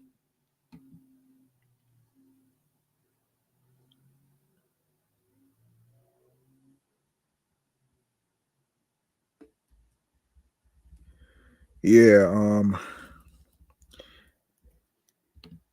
yes, yes, Buddy Velastro for his new TV show Legends of the Fork. Don Stam Stammtisch, a 51-year-old authentic German restaurant and bar located at 6946 Myrtle Avenue. The series that began in November features the restaurant in an episode showing Velastro learning the secrets to Zum's cooking and traditions. Velastro, who is a pioneer in the custom cake movement, is best known for his role on the TV show based on his family business, Carlo's Bake Shop. The celebrity chef travels the country in search of the most renowned dishes and restaurants to uncover the secret sauce to their success. In the promo for season one, episode 7 of Legends of the Fork, featuring Zum Stamtish, Velastro is in the kitchen with chef and co-owner Werner Lerner, Leaner, Laner, excuse me, injecting beef eye rounds with a red wine and vinegar concoction. The cake boss gets up close and personal with the food and learns more about how the German restaurant remains an active staple in the Glendale community. Um, the origins of the iconic Glendale staple began with the late um, John Lehner, um, who established the restaurant in 1972. In 1993, following his passing, his sons Hans and Werner Lehner assumed leadership of the family enterprises. They have upheld their respective responsibilities collectively, accumulating nearly 4 decades of tenure in their roles. Additionally, in March 2011, the brothers also opened the Stammtisch pork store and import store where authentic German meats and delicacies are sold only steps away from the restaurant. The brothers said Velastro was a great guest and that they felt honored for being a chosen stop on his new show. It was a good experience all around, said Hans. Although an acquired taste for some, Hans added the Velastro was put to the test with a dish of um, Sauerbraten, a traditional German roast, but the cake boss fully immersed himself in the dish and enjoyed the new experience flavors. And the episode first aired on December 17th at 12:30 p.m. Since then, the restaurant seen a rise in new customers who came in after watching the show. Anticipations are high for a steady rise in new visitors stemming from the episode as the new year unfolds. And of course, you can catch the episodes of the Legends of the Fork um can be watched on A&E's home.made.nation and online. All right. A&E is the channel. If you have A&E on your channels or anywhere else, check your local listings. All right. Let's see. Let me see. Okay, also another eating drinks we need to get to. Um Dining and nightlife. Let's see.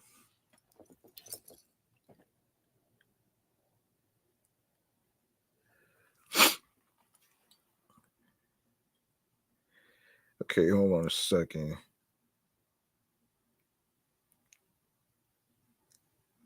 Hang on a second here.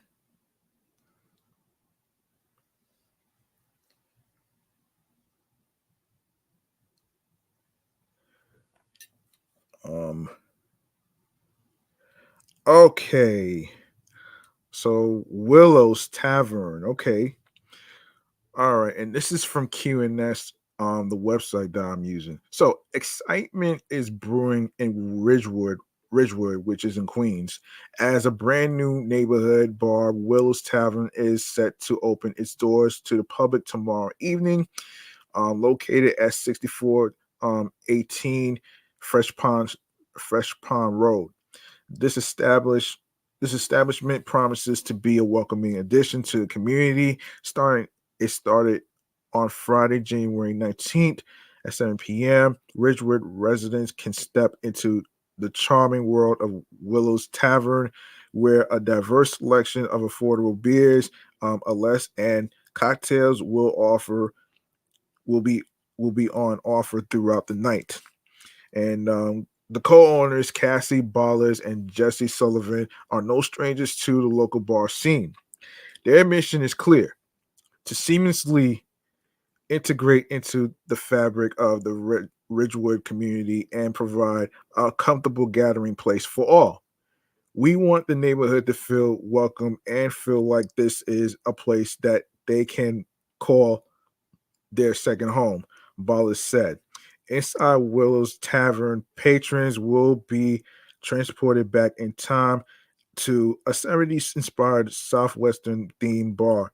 The warm ambience created by pendant and recessed lighting enhances the beauty of the carefully wood stained bar top and interior panels.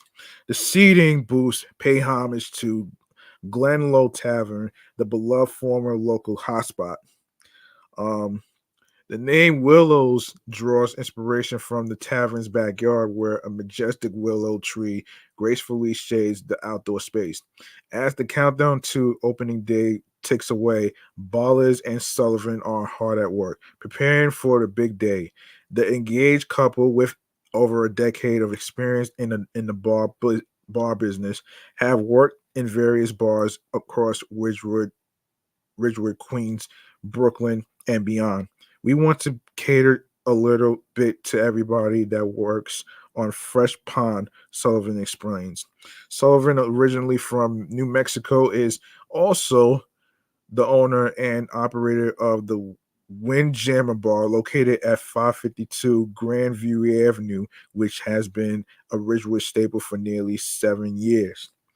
Ballers currently manages Old Stanley's Bar on 226 Wickoff Avenue in Brooklyn, amassing a decade of bartending experience, including stints at popular Brooklyn bars like Skinny Dennis on 152 Metropolitan Avenue. For me to finally own my own bar is like a dream, says Ballers. The people that are here know that we want everyone to be extra nice and kind and welcoming.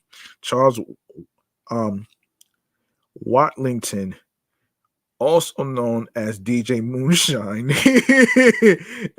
is another key figure at Willow's Tavern, known for his honky tonkin' nights at um, Got Sheer Hall. He's expected to bring his unique vibe to Willows on occasion.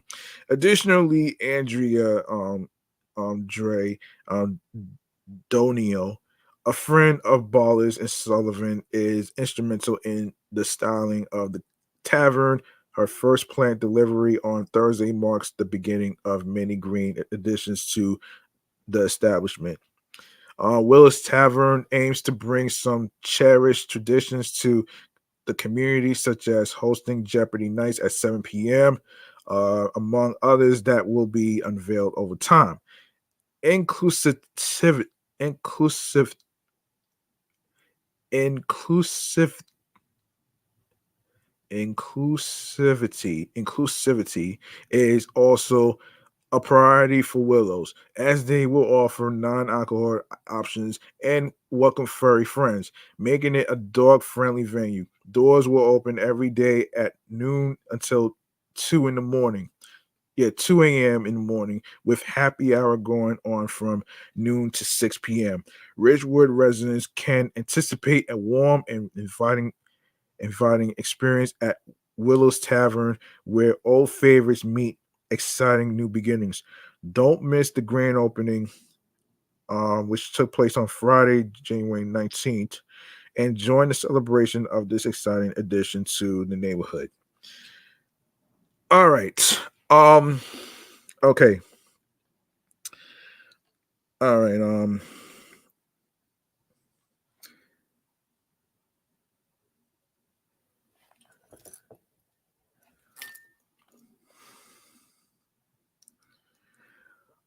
Let's see. Let me see.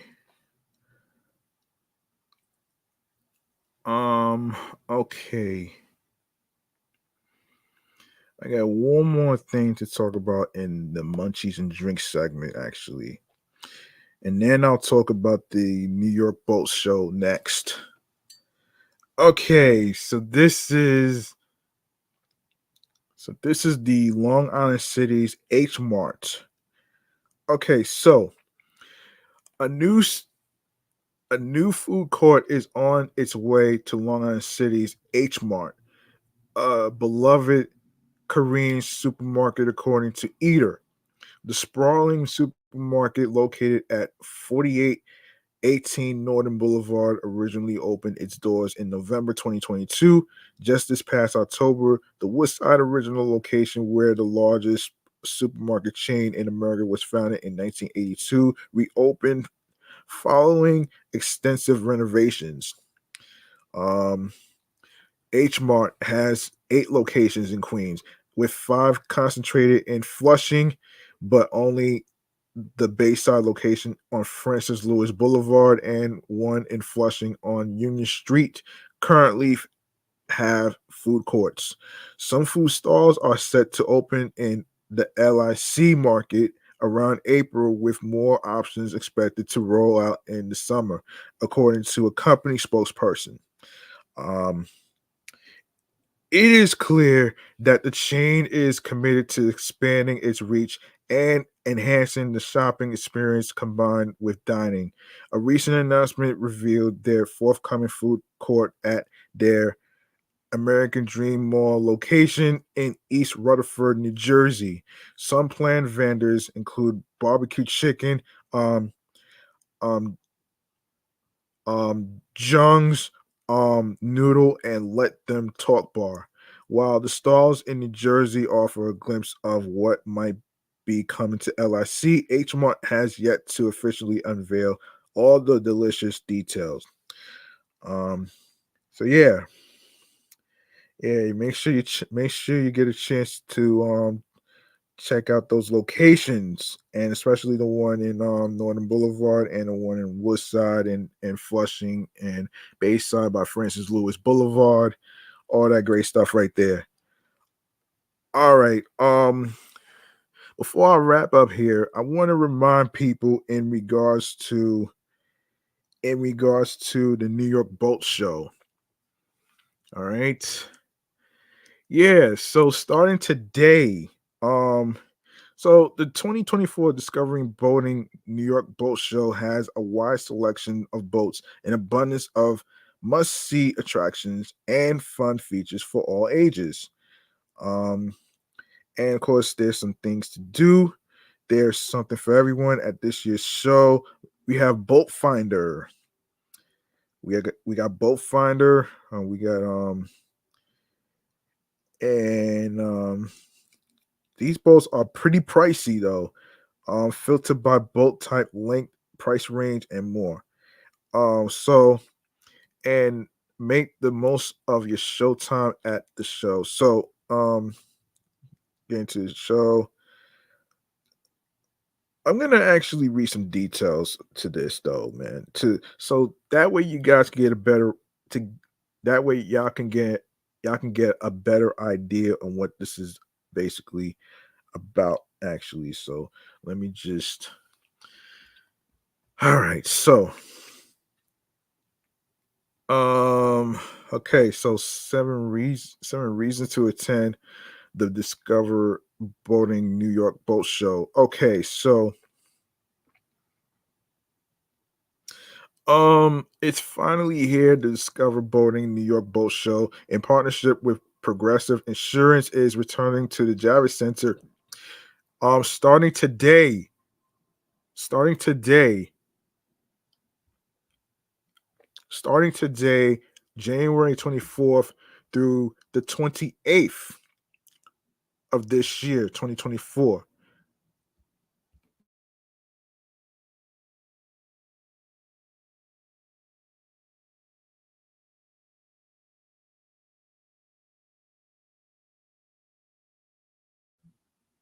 As your premier destination for boats, boating accessories, and on the water adventures, the Discover Boating New York Boat Show has something in store for every boating enthusiast. And with hundreds of new boats on display, plus ample activities to explore, this iconic event is ideal for first time boaters and seasoned pros alike. Sound intriguing? Our Discover Boating New York Boat Show guide has the insider scoop on what's to come, what's to expect at the Discover Boating New York Boat Show. With so much to see and do, navigating a boat show can feel daunting. If this sounds familiar, don't worry. Our team has narrowed down the top attractions in this Discover Boating New York Boat Show. Browse our boat selection. The number one reason to attend the Discover Boating New York Boat Show is to buy a boat. As experts in the industry, we can attest that boat shows are the best place for both new and experienced boaters to purchase a vessel of their own, with hundreds of boat models and brands on display under one roof to compare side by side. We recommend checking out the Discover Boating New York Boat Show boat finder beforehand to make the most of your time. This digital tool lists every boat that will be featured at the show. Therefore, it's easy to browse possible boats. Um, of course, filtering your results by boat type, price range, etc., and determine your best options. Number two, that was number one. So number two, relax at the Discover Boating Beach Club. Does anyone else miss summer? Yeah, us too. That's why we'll be kicking it at the new Discover Boating Beach Club. Expect tastings from notable local chefs and mixologists, a paddle sports pool, beach games, and more. There's so much to do and see at the Discover Boarding Beach Club, but a few highlights include opening night VIP party on January 24th, which is today. Um, which is today. In addition to full show access, enjoy an oyster bar, appe- a boat appetite chef demo with Chef Carrie Heffernan, a beer and wine, and a live DJ. Buy your tickets today. Water and Wellness Hour on January 25th, which is tomorrow, and Friday, January 26th, featuring live yoga sessions led by the Goddess Wisdom Council. Um, Boat Appetite Chef Off and Mix Off on January 27th. That's a Saturday at 1 p.m. and 3 p.m., showcasing boating inspired culinary excitement, followed by the grand showcase on Sunday at 1 p.m. These events will showcase boat appetite inspired dishes and drinks specially curated for easy preparation on a boat. Esteemed celebrity judges and a lucky audience member will judge the dishes and drinks. Salute our heroes to express our gratitude for your service, all active and veteran military, first responders, and U.S. and USCGA members will receive free admission on Wednesday, which is today, January 24th. And that's number 3, salute our heroes. Show your military ID and a photo ID at will call to receive your complimentary boat show ticket. Number 4, visit Fred's Shed How to Center presented by Progressive Insurance. New to boating? Are you having engine troubles or a maintenance issue you can't seem to fix? Stop by Fred's Shed How to Center and our tech experts will happily answer all your boating questions, and they'll have tips, tricks, and DIY advice ready for first time skippers and experienced captains alike. Number 5, test your paddle sports skills on the water indoors.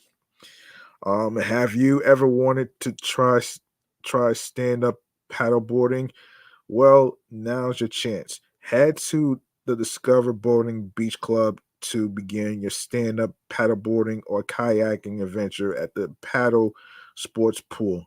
Our professionals will be our professionals will supply everything you need to take a test ride, and there's no experience required. Number 6, build a toy boat in space 1864. No, 864, excuse me. 864. Who doesn't love a souvenir? Your little skippers will have boatloads of fun crafting one of a kind toy boats to bring home. Visit Space 864 on Wednesday, which is today, through Friday from 3 p.m. to 7:30 p.m., Saturday from 10 a.m. to 7:30 p.m., and Sunday from 10 a.m. to 5:30 p.m. to create your toy boat.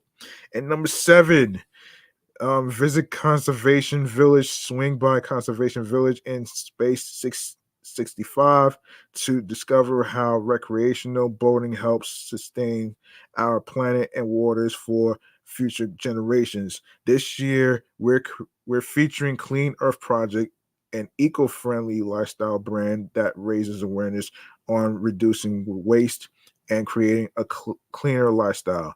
Plus, all Clean Earth Project product sales will support the organization's beach and community cleanup initiatives. Now we go to the ticket information.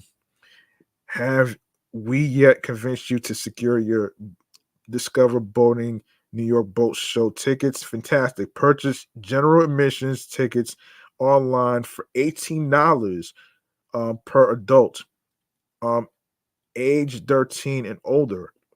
Children age 12 and younger get in free in the presence of a paying adult. How to get to the show, you ask? Are you planning on driving to the Discover Boating New York Boat Show? There are plenty of discounted parking options near Javits and Piers in the West 30s. You can click the link below to learn more about getting the Discover Boating New York Boat Show. And you can follow them on Facebook and Instagram as well for more information. And yeah, you can go to hang on a second. Hang on a second. Let me get to the thing. Hang on a second here. All right, you can go to the website, www.nyboatshow.com for tickets. And the tickets are on sale right now. You can save $2 on adult admission when you buy online. You can buy your tickets now on the website, which is newyorkboatshow.com. And of course, it's $18, of course, as I said.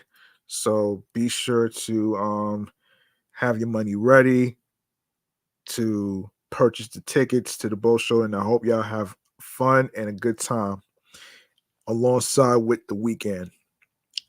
All right. All right. So I think I'm going to wrap up. All right. So I think I'm gonna wrap up right here, man. I'm gonna wrap up right here and go to um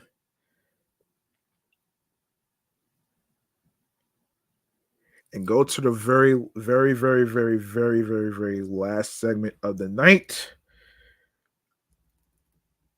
which is stream choices on the go. All right, let's do this.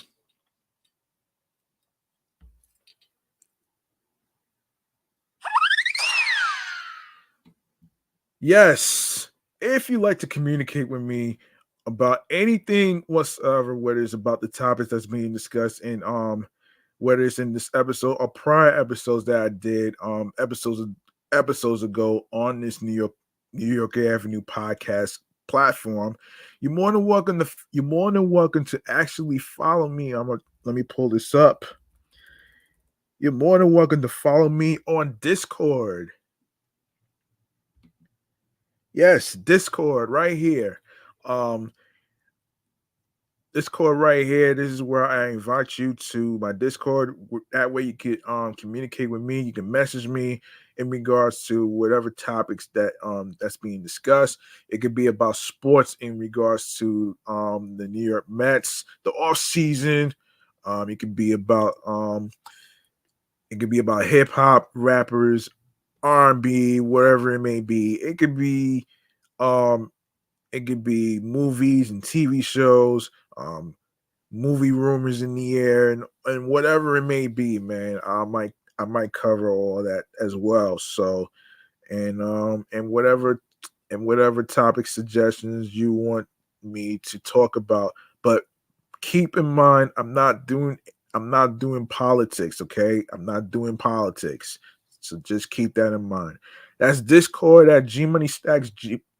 That's Discord at G Money Stacks 555 right there. So there you have it. Discord G Money Stacks 555. And also be sure to follow the podcast. Off the Meet Red Chainz New York Avenue podcast on not only Facebook but also on Threads, Instagram, alongside with my other shows that I do, which is Excellent Fun Vibrant Talks podcast. I just recorded episode 69. I haven't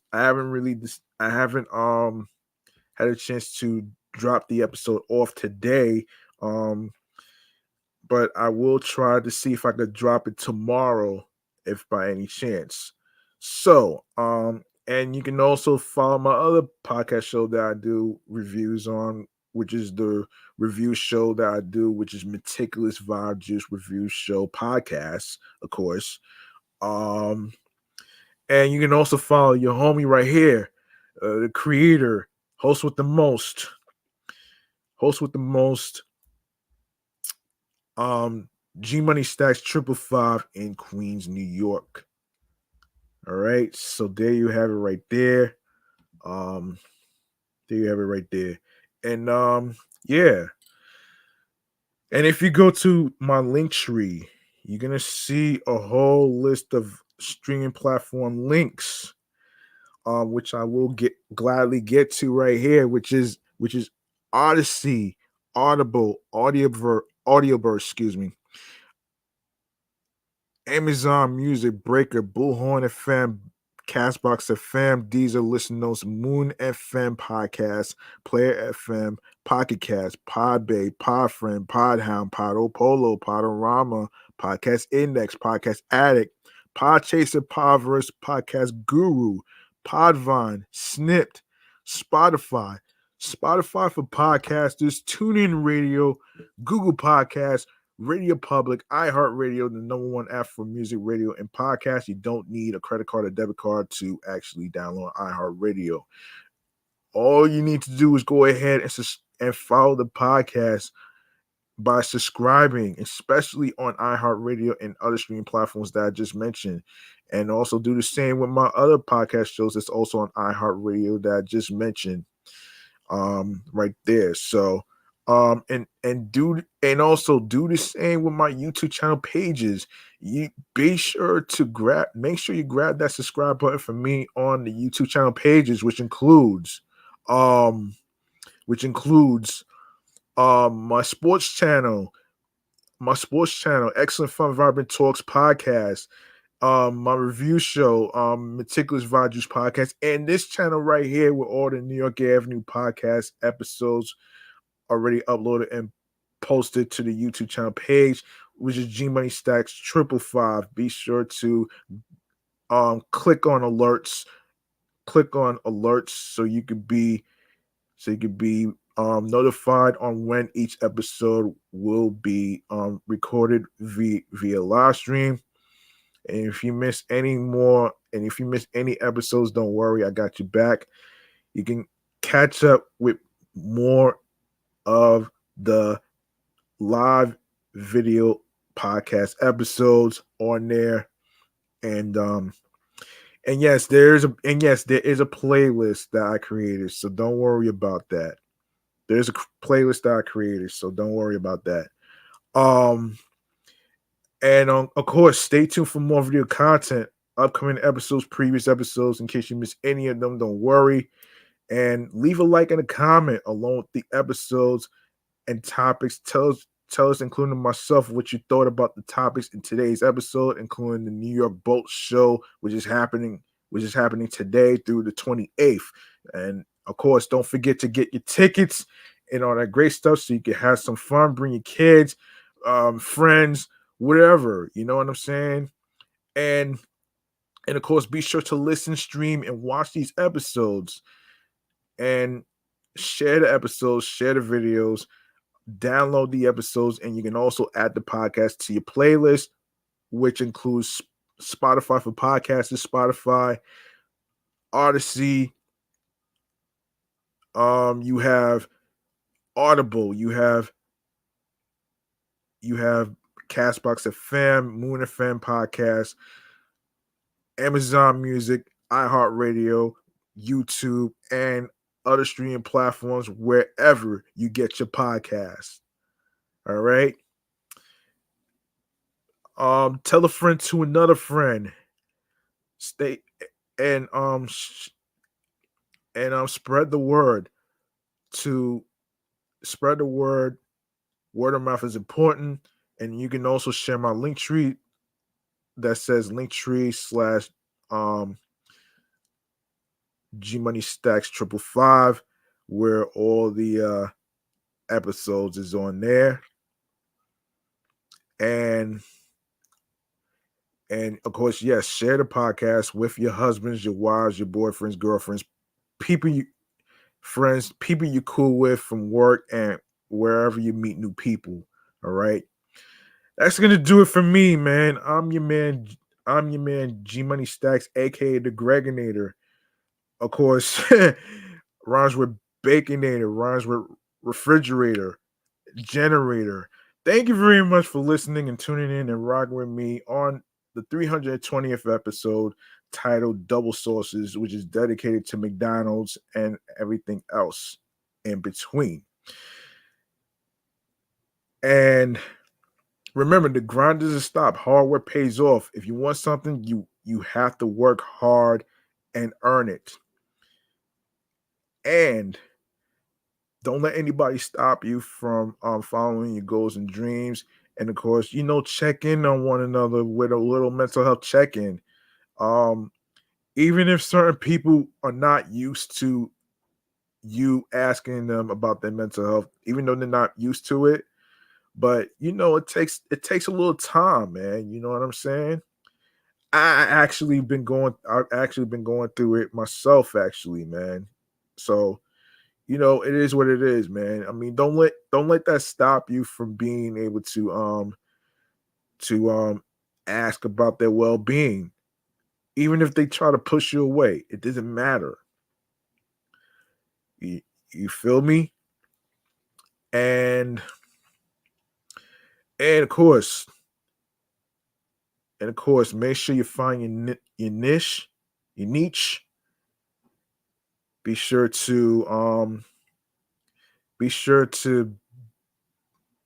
be on your P's and Q's creatively, mentally, physically, and spiritually that gets you into your zone alongside with tunnel vision. Um, so that way you won't be able to give up on yourself. And don't give up on yourself, especially if you create a podcast like I'm doing right now. Don't give up on yourself, man. You know what I'm saying? Even if everything is tough, whatever it is, um there's always going to be love at the end of the tunnel. You know, love and humor conquers all, and it heals all wounds. You know what I'm saying? All right, man. I'm out of here. Peace and one love. Peace and one love, man. And I hope y'all enjoy yourselves and the boat show that takes place in the Javits Center. I appreciate every single one of y'all. Y'all could have listened to any podcast in the whole world, but you chose to listen to this New York Avenue podcast platform right here, which is based on wild, crazy, fun topics and entertainment news, music news, hip hop, transit, and other segments included. Appreciate every single one of y'all, man. Peace out, one love. Um, be careful out there, out on these streets, alongside with subway stations, and especially with knuckleheads pushing people around. And I may talk about that yellow barriers that they put up by 191st Street and stuff like that to see if y'all think if it'll help stop people from being pushed to the subway tracks. Now, I'll talk about that in a future episode, so stay tuned for that one right there. And yeah, like I said, I'm out of here. Peace and well love, man. I appreciate every single one of y'all, man. Stay safe, man.